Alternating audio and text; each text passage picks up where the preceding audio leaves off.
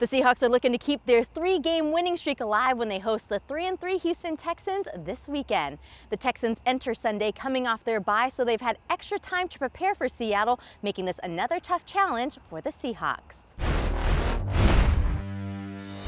It's nice to be back CenturyLink. We've got a good team coming in. Houston has done a lot of stuff just in the last month, scoring points like crazy. Quarterback's done great, and you can see that we know they're still growing, and we're seeing some of their stuff, and they got a bye week, so we might see new stuff. So it's a big challenge for us. When you have a bye, offenses like to work on plays and put in plays that they've been meaning to run during the season that they haven't had a chance to, and they're playing us, so I'm pretty sure they're going to have something nice for us.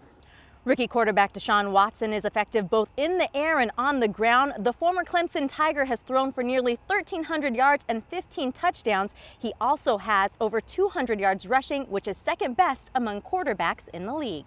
It doesn't take long to see how versatile he is, and the dynamic player that he is. He's rushing for over 7 yards a carry. His efficiency is rated 100 and something, 15 and 5, with touchdowns and picks, and he's doing great, So there's nothing he can't do. He's doing it all, and he's making marvelous throws, and he's tight window throws, all across the board from the top down. Watson is a unique talent. I think the skill set that he has is a very rare set of skills. I think you haven't had a quarterback come in like that since Cam Newton, being able to run the ball, throw the ball in that type of fashion that he's been able to do.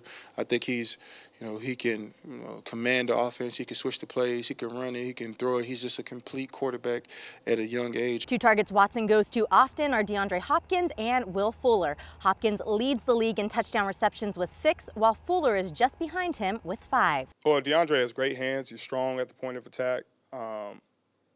Will Fuller has tremendous speed, and the quarterback has big enough for him to get the ball to him. So you always have to be aware where he is. DeAndre is a big-time third down threat.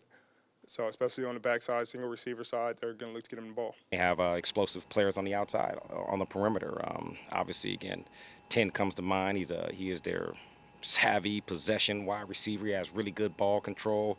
Again, he uses his body well and in competitive point of attack and really ball combat situations. And he's got really good ball skills. And obviously, again, 15 after that, he's a blazer.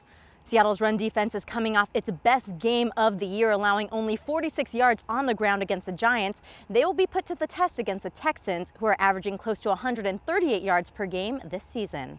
When you add Lamar Miller in, who is able to run the ball, and he has that 4.3 speed, it's a really crazy rushing attack. And then you got the young fellow who wanted Doak Walker, even though I hate UT because they suck. But he wanted Doak Walker last year, and he's still a great running back. A lot of misdirections. I think they're implementing the read zone a little bit with Watson, and we just got to make sure we're on our keys and paying attention. They're going to come out with a lot of plays that we probably haven't seen before, just to kind of throw us off a little bit, but every team eventually gets to their normal run game, and we just got to be ready for it. Houston has lost some key players for the season on defense, including 3-time NFL Defensive Player of the Year J.J. Watt and outside linebacker Whitney Mercilus. But they still have defensive end Jadeveon Clowney, who leads the team in sacks. Obviously, they've lost several key guys in J.J. Mercilus and everything else. So, for us. I think you're going to see definitely a mixture. They love mixing things up and everything else. And Clowney's a special player. To see him rush the passer and do things, he's pretty cool outside. Just watching him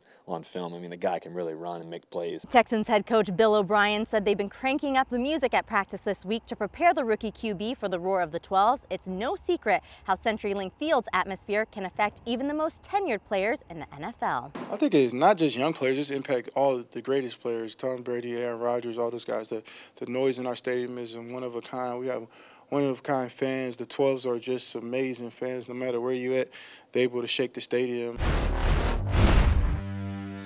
Well, the Seahawks have won 2 out of the 3 all-time meetings against the Texans. And a fun fact for you, the 2 years that the Seahawks won were the same years that the team advanced to the Super Bowl. Well, kickoff is set for 1:05 p.m. Pacific. You can watch it live on CBS or, of course, listen to it on the Seahawks Radio Network.